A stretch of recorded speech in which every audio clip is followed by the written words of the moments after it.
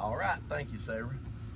Happy Thursday evening, boys and girls. We had some rain and the temperature dropped from, it wasn't as bad today because it's been cloudy. It was mid 80s, maybe 85, 86. And now it had dropped the rain right down to 72. And now it's about 77. A little humid, but not that bad. Well, as you can see, I'm the only one here today. A few things I wanted to tell y'all about. Some of you know that are my friends, but some of you don't even know, have never met me. You wouldn't know this stuff.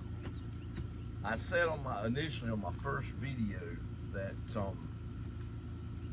I was the first totally blind kid to start public school in first grade in 1975 in South Carolina. Now that's a fact. I had a lady when I was in my 20s try to tell me she did it first, but I don't believe it. Because they wouldn't have made a little 5-minute movie about me back in the day if I hadn't been the first one. Unfortunately, I can't. I need to contact PBS. I can't find that movie. I'd love to go back and play it 50 years after. Well, it was made in 76 around my birthday. So anyway, I went on through, high school with J.O. Mann over in Greenville. They bus handicapped kids all over Greenville County, which I don't live in. I live in Spartanburg now, but I was in Greenville then.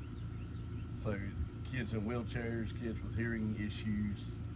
We all went to the same school. We had the elevators and they had ramps for everybody to have everything accessible, the classrooms and whatnot. I like to think I was the coolest kid to ever ride the short bus, and that's what it is. I guess it still is, the short bus. I rode the short bus in high school with a mullet, an earring that my mom pierced my ear for me, and a Led Zeppelin jean jacket. So hey, I had it going on. Well, college went well.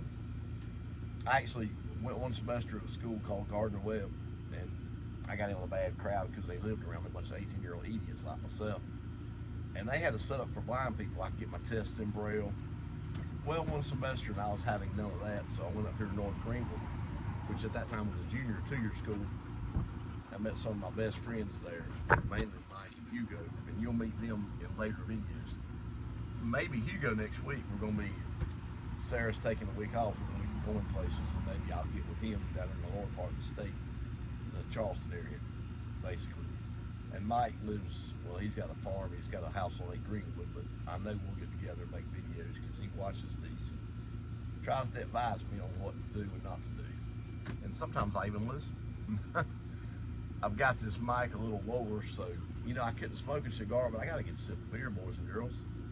See if one of these puppies will say something. Don't know if I've ever opened a beer, let it sit that long, 3 or 4 minutes without sampling it. So, in college, I thought I wanted to be a psychology major, psych major. Well, turns out that's got a lot of math and science involved. So by the time I got through North Greenville, got down to Lander, where I met Blair and some other friends that you'll meet later. She was on the Saturday video, but she wouldn't let us show her because she was real hot and sweaty from getting her get-together set up. You just heard her voice. But I was what they call an IDS major, interdisciplinary studies, with an emphasis in English and Spanish minor. And what the IDS is basically, my hair's falling, is you don't know what the heck you want to do, so you just take a little bit. One semester I took Russian politics and Oriental philosophy in the same semester. I enjoyed Russian politics, but I couldn't get the Oriental thing down. I made a D, like one of 2 I've ever made in college, and I'm not happy about that. I may go back and try to reread some of that stuff. I think I can understand it better than I could at 21. Well, hey, Millie, I know you wonder who I'm talking to, but ain't you, baby? So, after college, it was a big old letdown, boys and girls. I went from being a fairly big man on campus, a small campus. We got together at this amphitheater every Thursday and played our guitars. Me and about 3 or 4 other guys, and a whole bunch of hippies and different type kids would show up. The ones that weren't bar hopping, or in some cases they'd hit us for a little bit and then bar hop. And then they started bringing their own booze with them, which it's a dry campus, but we didn't bother anybody. So the what we call public safety never had to come split, break us up.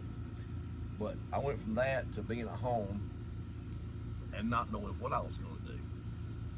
I learned the WordPerfect 5.1, which some of you older people out there may remember, early 90s. And the talking computers and JAWS, I forget what it stands for, JAWS, that it's not even necessary anymore. It's still around, I'm sure. You can buy the program for your laptop or desktop. But, you know, I learned that at a program in Columbia. I called it Blind Hell. We had to stay down there at the Commission for the Blind. I hated it. There wasn't nothing to do. I did read Gone with the Wind while I was down there. I probably never read it again. It's a good book. Seen the movie. Y'all remember it came on every year in the 70s and 80s on one of the networks would show it. So I learned that, and the ADA law, 1990, our first President Bush, 41, it was passed and signed under his administration, but I'm sure it could have been done under Clinton or just whoever. It just so happened to hit during his time. And that basically, I thought, with me graduating college the year after it come out, because I graduated December of 91, I thought it was going to help me get a job once we figured out what the heck I could do, what I'd be good at. But it didn't really, all it did was get my foot in the door. I made the mistake of thinking I could get a job through a temporary agency. And a temp agency, if they've got 5 or 6 sighted people and a blind guy, guess who's not getting called back? Because of the Americans with Disabilities Act, they couldn't deny me the job interview, and I think I did pretty well in the interviews. I showed them I could type about 55, 60 words per minute, which ain't great, but it's not. It would get me by. But they just weren't, you know, they were just having none of it. So I went from being the big man on campus to sitting around the house. I don't know if any of y'all ever moved away for 4 years of college and had to return home, but it sucks. From what I understand, the kids today are more than happy, happy to go back home and let their parents keep them up, but we weren't raised that way. And that's when I got back on the CB radio for the second go-round, and I stayed at home for a couple of years, and I finally figured out, you know, I'm not getting a job if I'm competing against sighted people. It's just not happening. I mean, they never, ever called back. It was very deflating, very disappointing. And in my early 20s, like 23, 24, I finally figured out, hey, you know, maybe you can't do everything everybody else is doing. I knew, you know, skydiving and brain surgery and truck driver, those jobs were probably out. Or, yeah, plane pilot, or I could probably skydive quicker, I could fly the plane. But, you know, those careers were off the table. But it was starting to look like I wasn't going to get to do anything. So me and Robert and Jeff, you'll meet Robert and his wife, he wasn't married then. You'll meet them when we go to the All-Star game Tuesday night in Atlanta, GA. And you'll meet Jeff later. 3 of us got an apartment, which this is amusing. I kid people that are renting today. It was a big old 3-bedroom, tons of room, $549 a month in 1994. I don't know that you can get that for 15. I think we looked at it. It's closer to $2,000 a month now in the same complex. I think I had to sort of look that up just for amusement. So only Robert had a job. Me and Jeff didn't. Well, Jeff, we got my dad to loan us the money to get the Golden Seal, help us get it so he could pass the drug test after smoking a little weed, as young folks will do. He passed it. He was loading and unloading trucks. So close to the apartment, he just walked to work every night. Well, at that point, him and Robert had jobs, and I said, I got to get something. So guess what I found out that I would be good at? I know y'all would never imagine this. Telemarketing was something that I seemed to have a knack for, boys and girls. Imagine that. And we were selling, it was for the State Troopers Association. We were selling jellies, steak sauces, cooking spices. And it turns out these people called every year, and a lot of the people we called were really excited, happy to hear from us. They wanted what we had, and you know, a small percent went where it was supposed to go. Our line was 75% of the profits. They had to pay the drivers, pay us for making the sales on the phone, and you know, make the crap up in the Smoky Mountains, supposedly where it came from. I'm assuming it did. It said so on the box, from what they tell me. And calling locally, I was good at that. I really was. I could, yeah, it was local. I called around the entire upstate. I could talk to people just like I'm talking now, and I sounded like them. I sounded as country and redneck as they were. If they sounded a little bit more upstanding, I would try to use proper, you know, correct grammar and English, syntax, which I knew how. That was kind of my major in college. Or if I was talking to Joe Blow, drinking him a cold beer after work, sort of like I'm doing now, except I don't work, I would talk his language. So I was pretty good at that. And I had a cool boss. He was a trip. Charles, a big, tall, black guy with a bald head who loved classic rock music and kept the radio on that and listened to Rush Limbaugh every day, which I got a kick out of the fact that he was a Rush fan, because he just did, it was just a surprise, but that's just what he liked. In fact, we had a couple of people that complained so much he would actually turn it off if he was doing an interview with somebody that didn't like Rush, and then when they left, it'd come right back on. He turned me on to some good music, man. Funkadelic, stuff like that, some old George Benson, some to get his, all of us still had records. No, Millie, don't need the mic. At that time, he had some old albums he'd put on cassettes for me and my buddies to listen to. And you'd order albums like at Barnes & Noble, because there wasn't no internet, like America Eats Its Young. We'd go in there and he'd order the CD and wait for it to come. And it was just a trip. But, we had fun at the telemarketing place. I worked with crackheads, degenerates. There was no drug test, no nothing. If you could read and write even a little, you could get the job. I used my Braille typewriter, the Perkins, which I need to clean up, get out and start writing some more, or either talk the wife into get me a new one. There's several $100. They hadn't changed in like 80 years. But so I would type myself up on that over the phone, and it wasn't hard.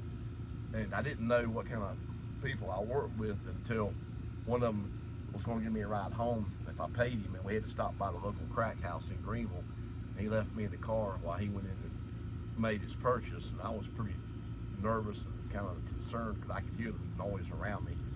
And I don't know how you do crack, boys and girls, but he was doing something to do with a Coke can, because apparently he had a hankering for it right bad like. He had to hit it on the way to take me to my apartment. Well, needless to say, I didn't ride with him anymore. I would give his name, but he may still be out there somewhere, so I probably shouldn't. So we won't worry about that. But he had a wide clientele. He ran, it turns out, I was thrilled to get the job. It turns out he would hire anybody. He had to. The same newspaper piece that I classified that my friend found that job for me was a constant every week, because people were coming and going. You'd have people coming there and telemarket for an hour and say, screw this, and just hang up and just split. And everybody smoked cigarettes. I even had to bum them because I couldn't stand them in. And we drank coffee, smoked cigarettes, listened to classic rock, listened to Rush Limbaugh. We brought cassettes. We had a record player, but I don't think we ever tried it. But we'd take cassettes and play them. Somebody left the stereo there years ago, and I know it was years ago because it had an 8-track on it. But we had fun. We did things we probably shouldn't have, because you don't know who you're going to get. I'd get this real old lady and say, I'm an old widow woman. I just lost my husband. And boys and girls, I don't think they ever understood me, but more than once I'd say, well, ma'am, there's about 10 of us here in the office. Perhaps maybe we could help you find him. Yeah, I know that's wrong, but I was a 25-year-old punk kid, I'm afraid. So then I moved over to the Greenville newspaper, and I could sell newspapers. The same thing, you call them, are you getting the paper? You get a smart aleck. Well, don't you know you work there? Well, I have no idea. I'm cold calling the string of numbers with a prefix, working my way down. I have no idea whether or not you get it. Most time, if they didn't get it, I could sell it to them. The thing about working for Charles, there's some poor, bad neighborhoods in Greenville. Well, there's like that in all society, unfortunately. He said, y'all don't sell in certain, I'm not going to name the hoods for people that live in Greenville that might see this. If you can sell, you want to. I'm not sending my drivers there, especially not after dark. But these same areas selling newspapers say, yes, sir, the paper will start coming immediately and they'll send you a bill. Oh, we don't have to pay for it? Send it on. I wonder how many people took the paper and never give them a dime, and after about 2 or 3 weeks with no payment, it got canceled. But it wasn't my job to be concerned about that. My job was to push the paper and sell it. Now, I burned out on telemarketing after just 4 years, but now let me tell you, one of the big problems, I went to MCI. Oh, the air cut off. At one time, boys and girls, you actually had to pick who carried your long distance calls. Now, all long distance is free on a landline if you pay a little extra. Sorry about this panting puppy here. I'm sure y'all probably hear her. She just wants to be petted. But at that time, and I worked for MCI. Well, the thing about it, I didn't know when I got the job, it paid better, had benefits. It was so much better than the other jobs I had done, including Paralyzed Veterans Association, selling cookies and flags and stuff. The MCI had to call all over the country. Now, they didn't want you to take a no, at least not at first. And I talked to people in New York and California, especially around New York. Believe it or not, I didn't sound like they sound. I know that's shocking to y'all, but I didn't sound like I'm from New York City or the Bronx or Manhattan, places I've never been and probably never will go. Just have no desire. But how many times did I hear, "What part of no don't you understand? Do you not understand, sir?" And that's kind of deflating, you know. It's not fun. So about a month to 6 weeks of that, and the checks were great, the money was great, but I'd had it. I just quit right in the middle of one day. I said, I can't do this anymore. So I quit and went back to Charles. That's the guy's name. He's deceased. I wish he was still around. I tried to find him. I think maybe cancer got him. He was the boss at the jelly place, I called it. So I did the jellies, and if they closed for excuse me, if they closed for a while, I'd go sell the newspapers. And you know, it's a soft pitch. Now the telemarketing calls I get are all foreigners. I'm not sure where they're calling from, but they give me names that couldn't possibly be their real names, and I just get amused. I used to take telemarketing calls and try to make it into a tutorial where I would actually try to teach them how to do a better job than they were doing from my own experience. Well, that didn't sit well with most of them. I can't imagine why. I thought I was helping people out. So the whole point of this is because I don't have to work now. Thank the Lord, my wife has a really good job and there's no need. I haven't got a paycheck since '98. Millie, please. She's a bit of a diva, although I think her back's to the camera. But the ADA law didn't help me whatsoever. It just got my foot in the door. They couldn't slam the door on my foot, but they basically said, you know, don't let the door hit you, or the good Lord split you, because they're not ever calling me back, and that's just how it was. It's very unfortunate, but it's just a fact. So telemarketing, even though, you know, I might be real familiar with Hemingway and Steinbeck and Faulkner, and I've read Thomas Wolfe, read all their books multiple times, that doesn't impress somebody that you're trying to sell the Greenville newspaper to at all. It just doesn't. Uh-oh. Somebody must have had a leftover fire. Well, people shoot guns around here all the time. It's nothing. In fact, y'all seen me doing it on an early video from way back on Memorial Day when I first started this channel. So I just, I thought about giving guitar lessons. I thought about, I was going to write a novel, or I've got some short stories. I've got to dig them out. I may start story time where I'll actually read to y'all in Braille. And it's all stuff that's happened to me personally. I read daily. I read all the time, and I've not found a blind writer that wrote about what it was like growing up in the side of the world in high school, especially in college and afterwards. So I may be able to tap into something that's not been done. That's my goal. Of course, it's been my goal to do this for over 30 years, and I may actually get around to it. A couple of my friends think I could make a go of it, and I may give it a shot. But being employed for me didn't last but about 4 years. What the deal was, I needed to make enough money to draw my disability check. I think it's something called SSI. Can't remember what it stands for, Social Security Supplement. And if you're handicapped, which is what, you know, being blind is, whether you like it or not, it's what they call it, disabled now. Like in World War I, when the men just couldn't fight no more and they went nuts, they were shell shocked. World War II was battle fatigue, and now it's PTSD. It's still the same damn thing. They just try to soft sell it a little. I'm still blind as a bat, assuming bats are blind, but it's you know, visually impaired or disabled. I don't know. Even baseball, they don't call it disabled list now. It's the injured list.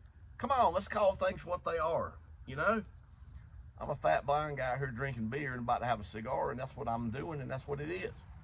But in any event, I guess I've rambled enough. I thought if this thing wasn't too stupidly long, that perhaps a few of y'all would watch it. And I didn't have nothing to do. Now, if I can remember how to work this remote, I can't remember which one of these buttons. Maybe I should mash both of them. Obviously, y'all can't help me. Let's try this one. Y'all have a good evening, and I'll try to do something fun on a short video next. And I know next week we'll have a bunch of stuff going on because we're going on vacation.